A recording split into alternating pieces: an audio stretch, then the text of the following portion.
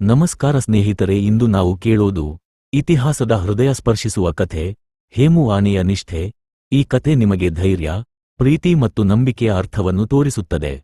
ಕ್ರಿಸ್ತ ಶಕ 1556ರಲ್ಲಿ ಪಾನಿಪಟ್ನ ಮಹಾಯುದ್ಧದಲ್ಲಿ ರಾಜ ಹೇಮು ತನ್ನ ಸೈನ್ಯವನ್ನು ಮುನ್ನಡೆಸುತ್ತಿದ್ದನು. ಆತನ ಆನೆ, ರಾಜನ ಆಪ್ತ ಸಹಚರಿ, ಅತಿ ಶಕ್ತಿಶಾಲಿ ಮತ್ತು ನಿಷ್ಠಾವಂತವಾಗಿತ್ತು. ಆಕಸ್ಮಿಕವಾಗಿ ಒಂದು ಬಾಣ ಬಂದು ಹೇಮುನ ಕಣ್ಣಿಗೆ ತಗುಲಿತು. ಆತನು ಗಂಭೀರವಾಗಿ ಗಾಯಗೊಂಡನು ಮತ್ತು ತನ್ನ ಸಿಂಹಾಸನದ ಮೇಲೆ ಕುಸಿದುಬಿಟ್ಟನು. ಸೈನಿಕರು ಬೆದರಿಕೊಂಡರು, ಯುದ್ಧ ಗೊಂದಲದಿಂದ ತುಂಬಿತು.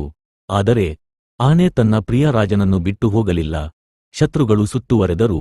ಆನೆ ತನ್ನ ದಂತಗಳಿಂದ ಹೋರಾಡುತ್ತಾ ತನ್ನ ಮಾಲೀಕನನ್ನು ರಕ್ಷಿಸಲು ಕೊನೆಯವರೆಗೂ ಹೋರಾಡಿತು. ಯುದ್ಧದಲ್ಲಿ ಹೇಮು ಸೋತರು. ಆನೆಯ ನಿಷ್ಠೆ ಇತಿಹಾಸದಲ್ಲಿ ಶಾಶ್ವತವಾಗಿ ಉಳಿಯಿತು. ನಿಜವಾದ ನಂಬಿಕೆ ಮತ್ತು ಪ್ರೀತಿ ಎಂದರೆ ಯಾವ ಪರಿಸ್ಥಿತಿಯಲ್ಲಿಯೂ ತೊರೆಯದಿರುವುದು ಎಂದು ಈ ಕಥೆ ನಮಗೆ ಕಲಿಸುತ್ತದೆ. ಸ್ನೇಹಿತರೆ, ಈ ಕಥೆಯಿಂದ ನಾವು ಕಲಿಯುವುದು ನಿಷ್ಠೆ ಎಂದರೆ ಕಷ್ಟದಲ್ಲಿ ಸಹ ಮನುಷ್ಯನನ್ನು ಬಿಟ್ಟು ಹೋಗದಿರುವುದು. ಇಂತಹ ಇನ್ನಷ್ಟು ಅದ್ಭುತ ಕಥೆಗಳಿಗಾಗಿ ನಮ್ಮ ಚಾನೆಲ್ ಸಬ್ಸ್ಕ್ರೈಬ್ ಮಾಡಿ, ಲೈಕ್ ಮಾಡಿ, ಶೇರ್ ಮಾಡಿ. ಧನ್ಯವಾದಗಳು.